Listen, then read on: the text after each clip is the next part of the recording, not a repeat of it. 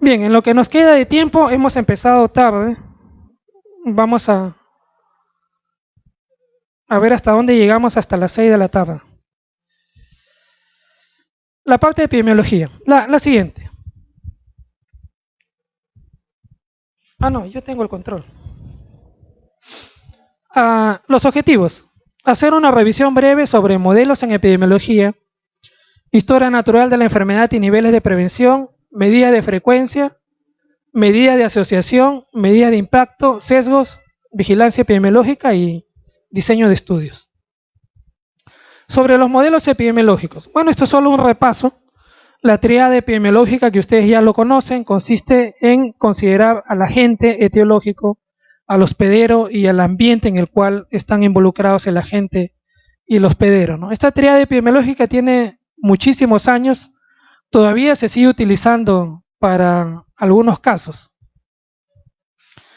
El modelo unicausal fue propuesto por los microbiólogos del siglo XIX, por Jenner, Henle, Koch, Pasteur, que en ese entonces ellos decían de que las enfermedades tenían una causa específica. Las enfermedades, por ejemplo, la tuberculosis era producido por el bacilo de Koch. Un agente etiológico causa una enfermedad. Ese es el modelo unicausal que se mantuvo vigente hasta la década de los 20 más o menos. El modelo multicausal fue propuesto por McMahon. Él establecía o decía de que la enfermedad no es producida por una sola causa, sino por múltiples causas. Y el modelo, uno de los más empleados hasta ahora, sobre modelos de causa, de modelo de salud de enfermedad, es el modelo de Lalonde y Laframboise. ¿En qué consistía este modelo? Estos autores decían que la salud de enfermedad o el estado de salud de enfermedad en una población va a depender de 4 grandes campos. Va a depender de la organización de los servicios, de la biología humana, del ambiente y de los estilos de vidas o de riesgo autoformados. El Lalonde, en su informe que hace en el año 74, fue un médico canadiense. Además, en su informe refería de que de estos 4 campos del proceso de salud de enfermedad, el más importante de ellos eran los estilos de vida.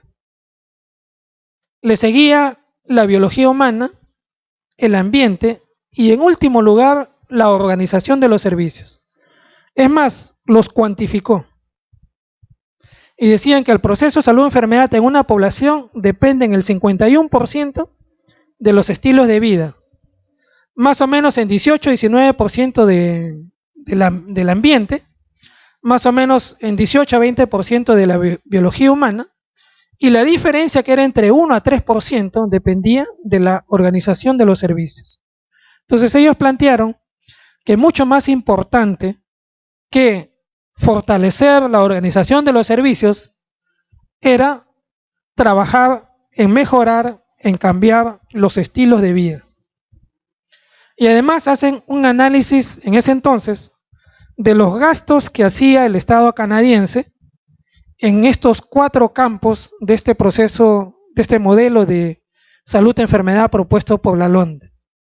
Y encontró que casi el 95% del gasto en salud en Canadá en ese entonces estaba dirigido a la organización de los servicios. Y para los estilos de vida, que era el factor o el campo más importante en el proceso de salud de enfermedad, se destinaba solamente alrededor del 1% del presupuesto. Entonces, este es el modelo de Lalonde y Laframboise, ¿no? El modelo de campo de la salud. Identificó para cada uno de estos campos factores que influían en cada uno de ellos.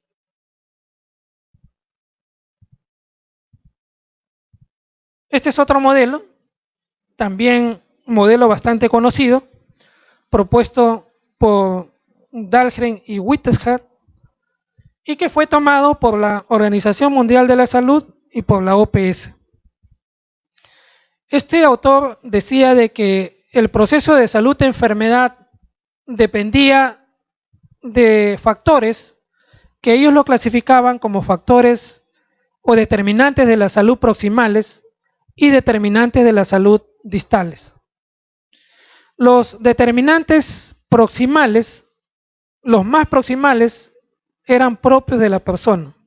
Eran factores biológicos o genéticos que influían en este proceso de salud-enfermedad. Le seguían los factores individuales, las preferencias en los estilos de vida también como un factor importante. Y al final, los determinantes distales, los más distales, eran las condiciones generales socioeconómicas, culturales y ambientales, ¿no?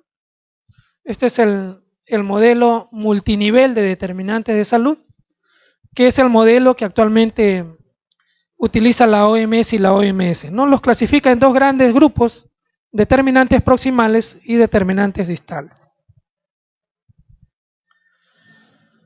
Este es un gráfico de la historia natural de la enfermedad y los niveles de prevención. En la historia natural de la enfermedad tenemos dos periodos: el periodo prepatogénico y el periodo patogénico. En el periodo prepatogénico se produce, o este periodo prepatogénico está cuando todavía no hay un contacto entre el agente y el humano, ¿no? No hay todavía ese contacto. El periodo patogénico se produce o se inicia cuando ya hay ese contacto entre el agente etiológico y el humano.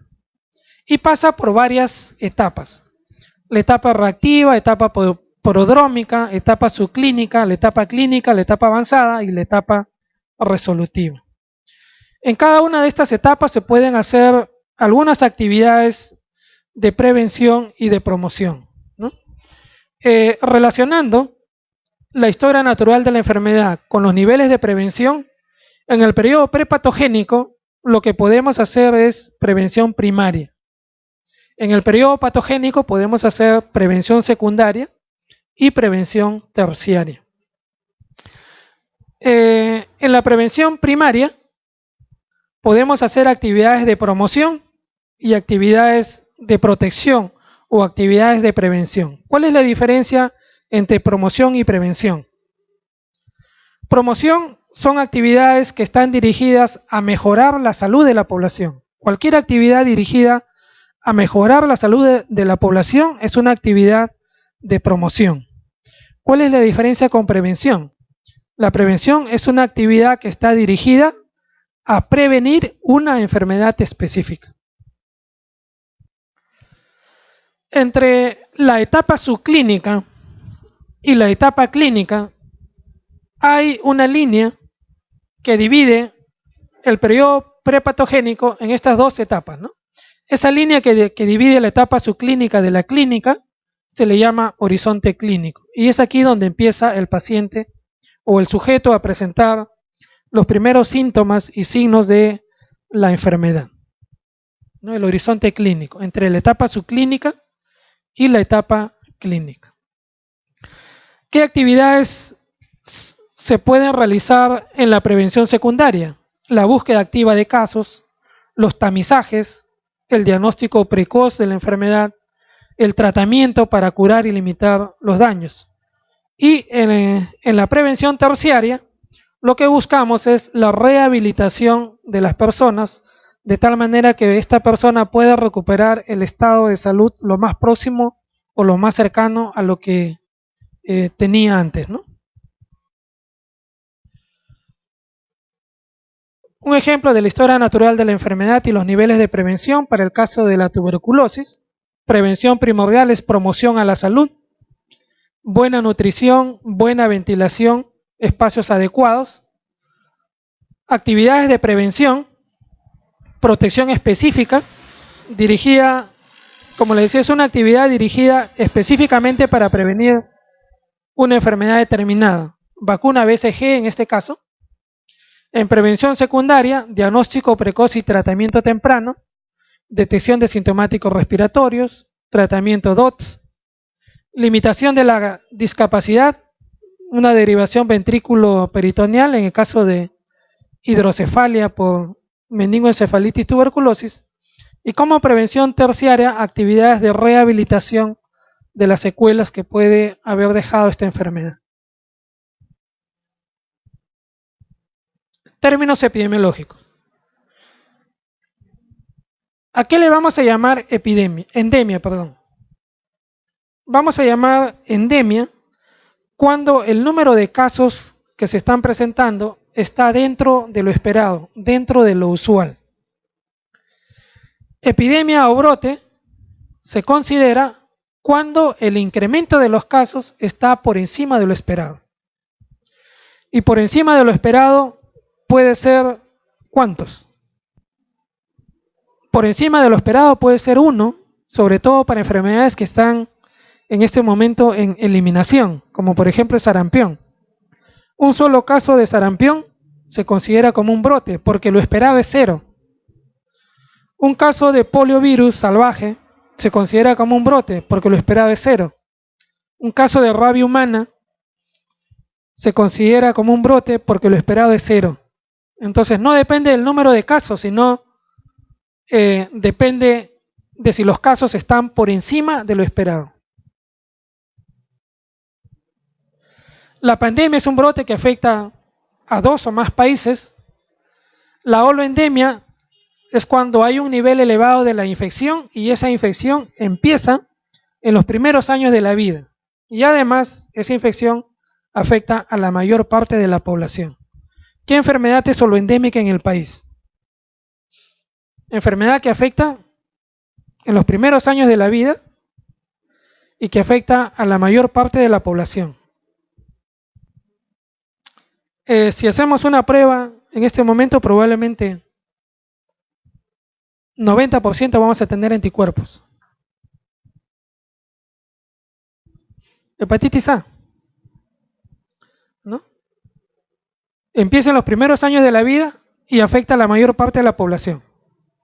Hiperendemia, cuando hay una transmisión intensa y persistente. Enfermedades hiperendémicas en el país, por ejemplo, dengue en Iquitos, dengue en Pucallpa. Transmisión intensa y persistente. Todo el año hay casos de dengue en estas 2 ciudades.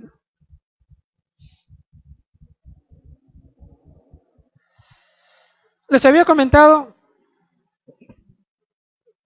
que las endemias, o estamos en una endemia cuando el número de casos que se están presentando están dentro del usual, dentro de lo esperado.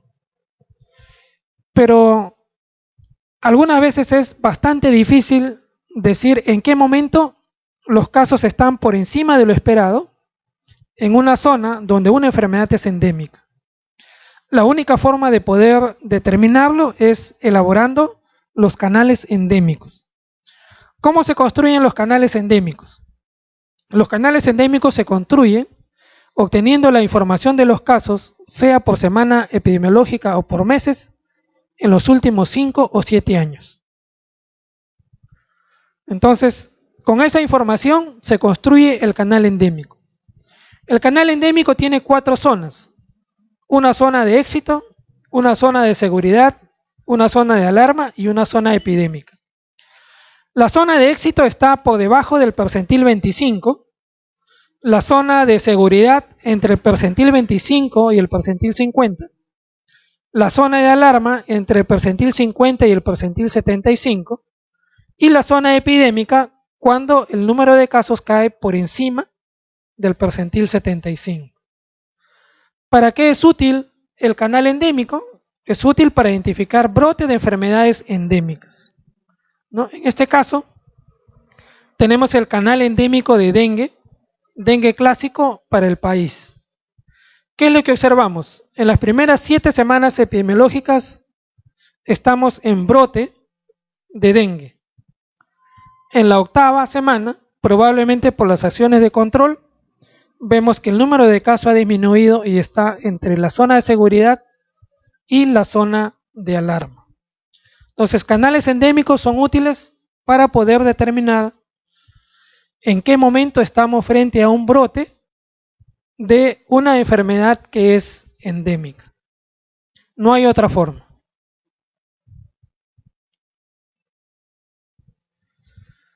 Preguntas.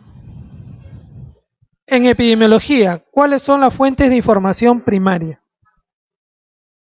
¿A qué le llamamos fuentes de información primaria? Fuente de información primaria es toda información en la cual nosotros recolectamos directamente en la población. Fuente de información secundaria son las información que encontramos nosotros en cualquier sistema de información que tiene el Ministerio de Salud. El GIS, las historias clínicas, el NOTI-SP, etc. Son fuentes de información secundarias. Entonces, con esta definición, ¿cuál sería la respuesta? Fuente de información primarias. La D, ¿no es cierto? Las encuestas, la observación directa y los grupos no son locales, sino grupos focales, que es una técnica de recolección de información en investigación cualitativa. Grupos focales. La prevalencia usual de una enfermedad en un área geográfica determinada se denomina epidemia, pandemia, holendemia, endemia o hiperendemia. La prevalencia usual es una endemia.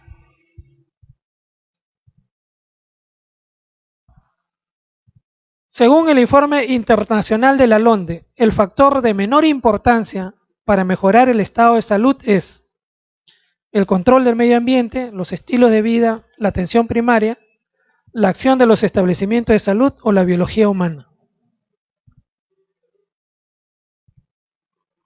¿Cuál es el factor que tiene menor importancia? La D, ¿no es cierto? La acción en los establecimientos de salud. Es la que tiene menos importancia, pero es en la que se gasta la mayor cantidad de presupuesto. Les había comentado 95, casi 95% de presupuesto en Canadá en el año que hizo el informe Lalonde, se gastaba en los establecimientos de salud. De acuerdo a Mar Lalonde, ¿cuál no es un campo de la salud? Organización de los servicios, biología humana, el medio ambiente, los estilos de vida o la pobreza. La respuesta es, ¿cuál no es? La pobreza, ¿no es cierto? La E.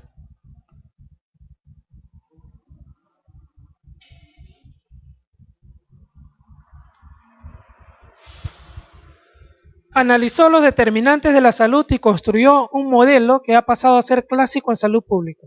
Virchow, Terris, Hipócrates, Lalonde o Galeno. Primero, que los determinantes de salud es un término nuevo, bueno, relativamente nuevo. Y el que lo introdujo fue Lalonde en el año 74. Entonces, de ahí para adelante se empieza a hablar de determinantes de salud. Entonces, Galeno, Hipócrates, Terris y Virchow muchos años antes, ¿no? No tiene nada que ver con los determinantes de la salud.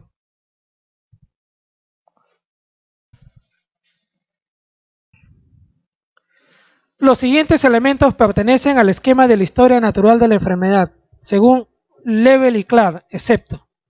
El modelo que les presenté es el modelo de Lebel y Clark.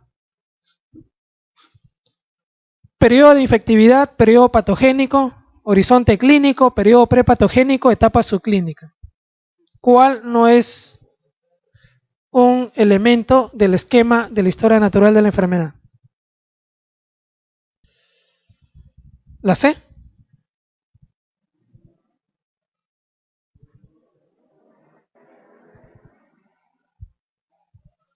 Hay periodo patogénico, periodo prepatogénico, hay etapa subclínica, también hay horizonte clínico. La que no está considerada es el periodo de infectividad. No hay periodo de infectividad. Todos los otros están considerados dentro del esquema de la historia natural de la enfermedad.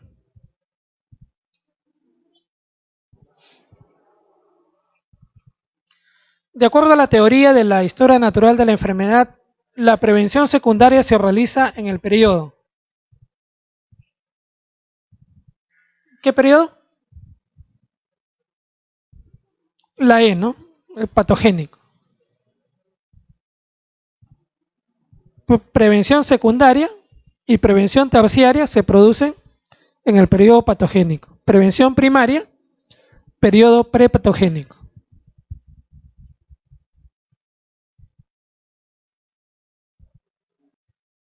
Pasamos al tema de mediciones en epidemiología. Hay tres tipos de mediciones en epidemiología: medidas de frecuencia o distribución, medidas de asociación y las medidas de impacto. Este cuadrito es necesario que ustedes lo memoricen, porque le va a permitir de un solo vistazo descartar posibilidades, descartar alternativas. Solamente conociendo estas medidas de frecuencia, medidas de asociación y medidas de impacto. En las medidas de frecuencia, ¿qué utilizamos para medir frecuencia? En general, todas las tasas, las razones y las proporciones. Cualquier tasa, razón o proporción es una medida de frecuencia. Medidas de asociación. Dos medidas de asociación: el riesgo relativo y el odds ratio. Y las medidas de impacto: el riesgo atribuible, la fracción atribuible, el riesgo atribuible poblacional, la fracción atribuible poblacional y el número necesarios a tratar, el famoso NNT, ¿no? Son las 5 medidas de impacto. Entonces, como le decía, solo conociendo a qué tipo de medida corresponde cada uno de estos indicadores, nosotros fácilmente podemos descartar alternativas. Las preguntas relacionadas a este tema usualmente le van a decir: no es una medida de frecuencia, y ustedes tienen que saber las medidas de frecuencia. O le dicen: es una medida de asociación, solamente hay dos, RR o R. Y le van a decir medidas de impacto. Las medidas de impacto son estas 5. Medidas de frecuencia de enfermedad. Las tasas. Frecuencias, razones, proporciones y tasas, ¿no? Como medidas de frecuencia. En primer lugar tenemos las frecuencias absolutas, ¿no? Que es simplemente contar el número de casos que se están presentando. Eso es lo más simple, lo más sencillo. Lo más importante son las frecuencias relativas. Las frecuencias relativas provienen de relacionar una cifra absoluta con otra, permitiendo la comparación de los fenómenos de salud-enfermedad. ¿Cuáles son las frecuencias relativas más usadas? Las razones, los índices, las proporciones y las tasas. ¿Qué cosa es una razón? Una razón es una fracción en la cual el numerador no está contenido en el denominador, ¿no? Gráficamente sería A sobre B. El numerador no está contenido en el denominador. Eso es una razón. Por ejemplo, la razón de muerte fetal. Número de muertes fetales en el numerador sobre nacidos vivos en el denominador. El numerador obviamente no está contenido en el denominador. Otro ejemplo, la razón hombre-mujer. Proporciones. En las proporciones, el numerador sí está contenido en el denominador. Gráficamente sería A sobre A más B. Ejemplo, el número de hombres sobre la población total. ¿No? En la población total está considerado los hombres y las mujeres. Las tasas. Es un tipo de medida que es una proporción, pero además tiene una dimensión adicional. Mide la ocurrencia de un evento en una población en una unidad de tiempo, es decir, mide la velocidad de presentación. Las tasas también van a medir el riesgo de una determinada enfermedad o daño en una unidad de tiempo. Entonces, dos cosas importantes en tasas. Primero, la tasa mide velocidad y mide riesgo. Velocidad y riesgo. Prevalencias. Es el número de casos existentes, tanto antiguos como nuevos, de una enfermedad en un momento o en un periodo determinado. La prevalencia puede ser prevalencia puntual si se hace en un solo momento, o prevalencia de periodo si es que se realiza en un periodo de tiempo. ¿Cómo se estima la prevalencia puntual? Número de personas con la enfermedad sobre número de personas de la población expuesta al riesgo en un momento determinado. Esto multiplicado por un factor 10 a la n. Y la prevalencia lápsica o prevalencia de periodo, el mismo numerador, número de personas con la enfermedad, y en el denominador, la población que está expuesta en el periodo que estamos considerando. También multiplicado por un factor 10 a la n. La tasa de incidencia acumulada.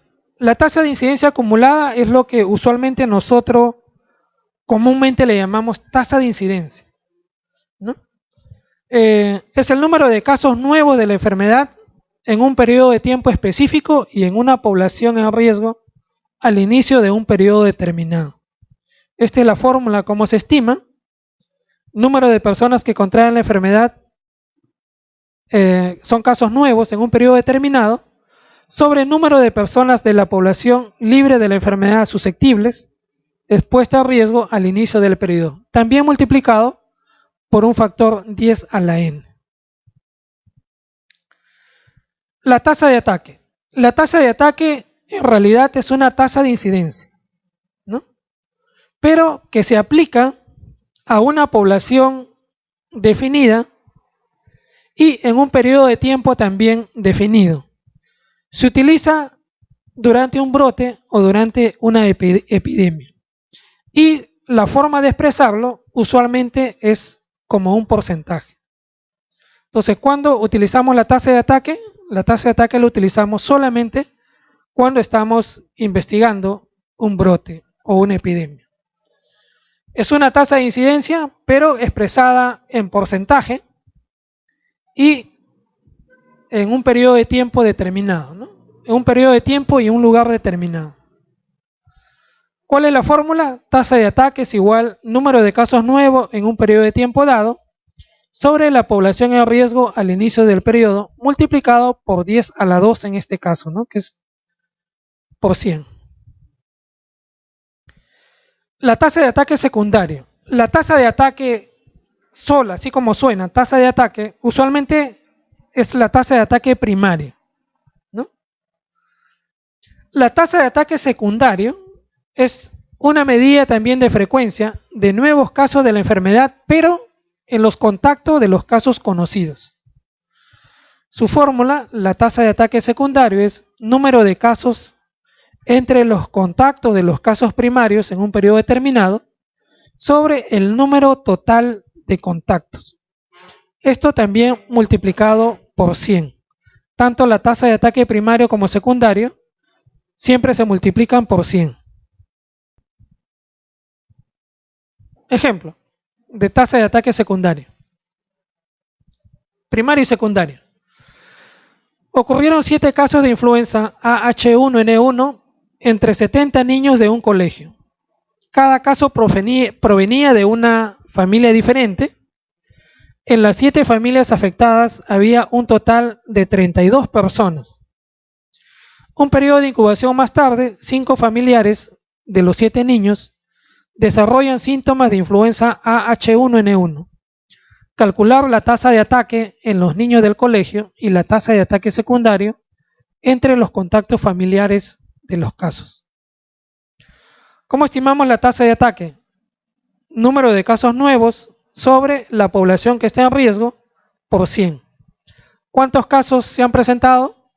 7 casos de influenza entre la población en riesgo, que son 70 niños. 7 sobre 70 multiplicado por 100 me da una tasa de ataque de 10%. ¿Cómo estimamos la tasa de ataque secundario? La tasa de ataque secundario es el número de casos nuevos, pero entre los contactos que están en riesgo de contraer la enfermedad. ¿Cuántos casos secundarios tenemos? 5 familiares, ¿no? De los 7 niños que hicieron inicialmente influenza. Entonces, en el numerador vamos a colocar los 5 familiares. Y en el denominador, ¿qué colocamos? El número de contactos que están en riesgo de contraer la enfermedad. ¿Cuántas personas habían en las 7 familias? Había 32 personas, pero en estas 32 personas están incluidas los 7 niños que ya habían presentado la influenza. Entonces lo que tenemos que hacer es restar el total de miembros que había en estas 7 familias, las 32 personas, menos los 7 niños que ya se habían enfermado. Eso me da un valor de 25 y la tasa de ataque secundario sería 5 sobre 25 por 100. Una tasa de ataque secundario de 20%. La densidad de incidencia. La densidad de incidencia es una tasa que se utiliza solo con fines de investigación. Expresa el número de casos nuevos de un evento, igual que la tasa de incidencia acumulada. La diferencia está en el denominador, por el número de personas tiempo en riesgo de adquirir tal evento. Entonces, la fórmula para la densidad de incidencia es la tasa de tiempo persona, es número de casos nuevos durante el periodo de tiempo observado, sobre el tiempo en que cada persona es seguida y sumado para todas las personas. Esto multiplicado por 10 a la n. Entre tasa de incidencia acumulada y densidad de incidencia, definitivamente la densidad de incidencia es mucho más precisa. Sin embargo, no se utiliza porque es más precisa, pero es más difícil de obtenerla. Y como les decía, se utiliza solamente con fines de investigación.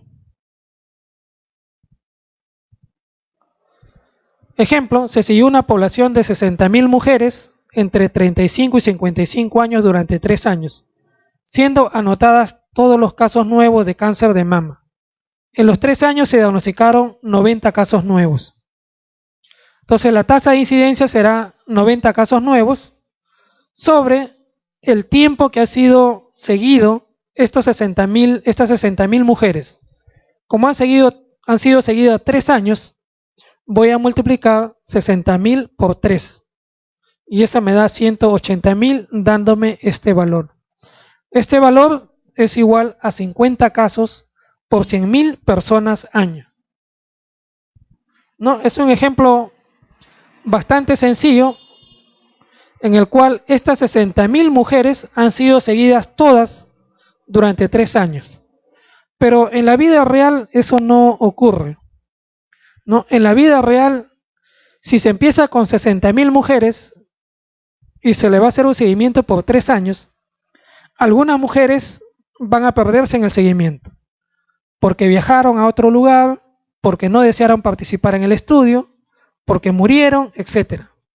Y al final no van a ser 60.000, sino va a ser mucho menos el número de mujeres que ha sido seguida por estos 3 años.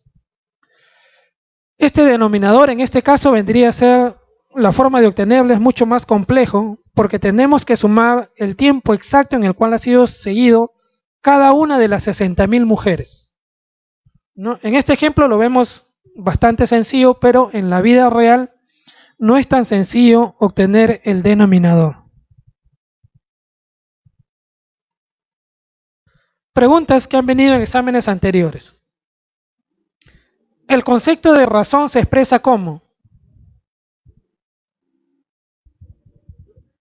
¿Cuál es la respuesta? La C, ¿no?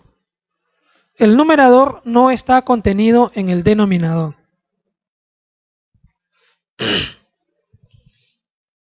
En una comunidad de 460 habitantes, se realizó un evento social al que asistieron 87 personas, las cuales consumieron alimentos preparados por los organizadores. Horas más tarde, 39 de los participantes presentaron intoxicación alimentaria. Pregunta, ¿cuál es la tasa de ataque?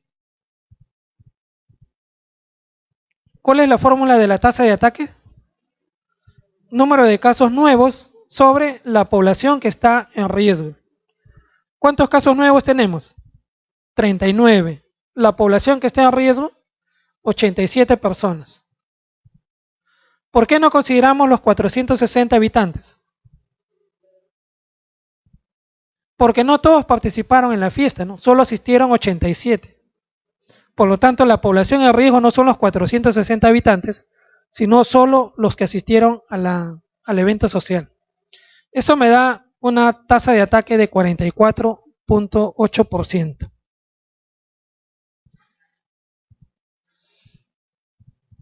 En un colegio de la comunidad,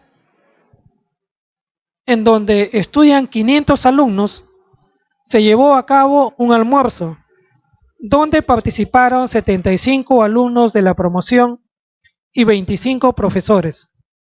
Posteriormente, 25 de ellos presentaron salmonelosis. Pregunta, ¿cuál es la tasa de ataque? ¿Cuánto sale? 25%, ¿no?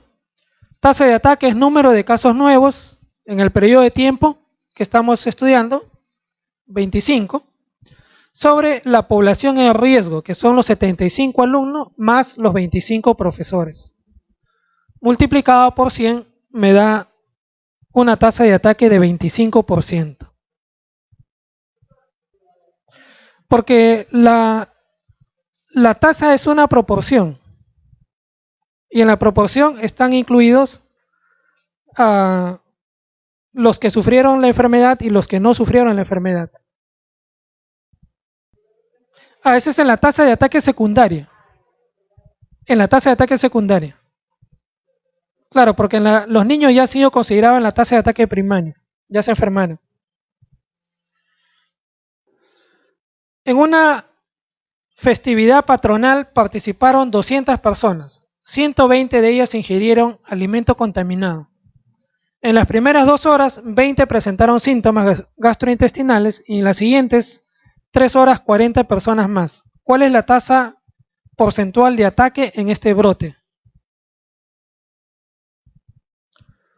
Bueno, la tasa de ataque, número de casos nuevos, vendrían a ser 20 más 40, ¿no? 60. La población a riesgo son 120 que ingirieron el alimento contaminado, ¿no? Eso me da una tasa de ataque del 50%.